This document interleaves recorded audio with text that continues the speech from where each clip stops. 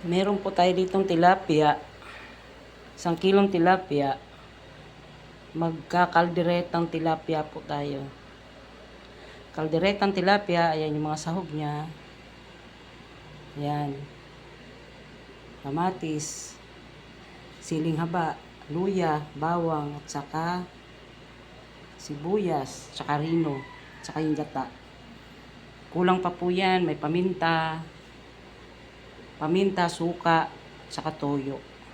Mamaya na lang po, piprito muna natin itong tilapia. Pinirito na natin ang ating tilapia, mga guys. Mamaya igigisa naman natin siya. Natin iprito ang tilapia. Ngayon magigisa naman po tayo. Ayan, gisa na natin luya, sibuyas, saka bawang. Sunod natin ang kamatis.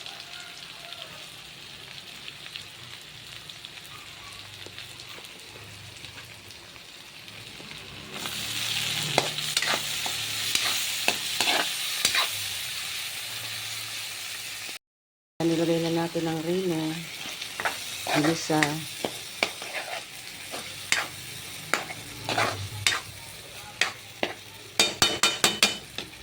Lagyan natin ng konting suka. Yan. At konting toyo. Yan.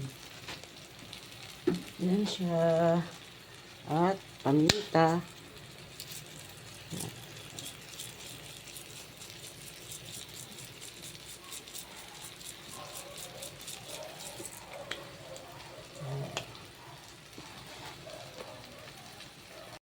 Ilagay naman natin ang sili. Ayan. Mahuhuli na po yung gata.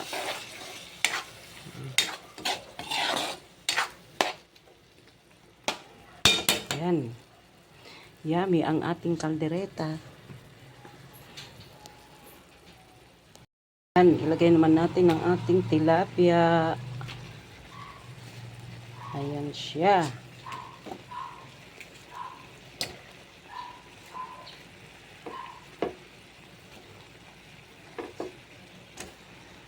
Ayan. Ibubuhos naman natin yung ating gata. Ayan. Hayaan natin siyang kumulo para yung sangkap pumunta sa ibabaw. Ayan. Ayan. Tingnan natin. Ayan na yung ating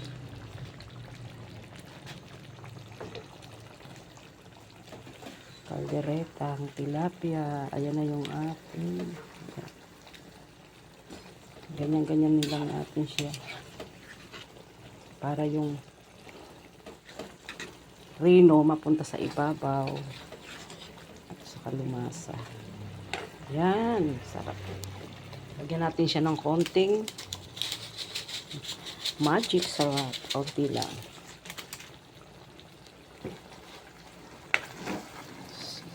Lumapot na yung sabaw. Inaan natin apoy.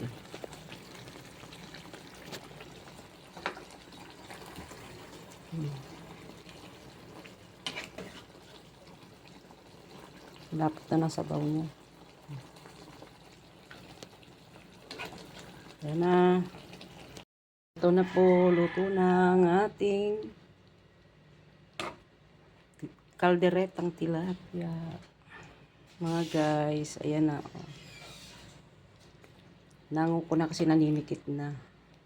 Lapot na ng gata eh. Yan. Try nyo po yan. Masarap. Masarap. Thanks for watching mga guys. Ito na po ang ating kalderetang tilapia. Tikman na po natin siya. Try nyo po ito. Sabaw lang. Mapapa-only-rice na kayo. Sabaw lang ulam na mga guys. Ayan o. Lapot na ng sabaw. Kain tayo.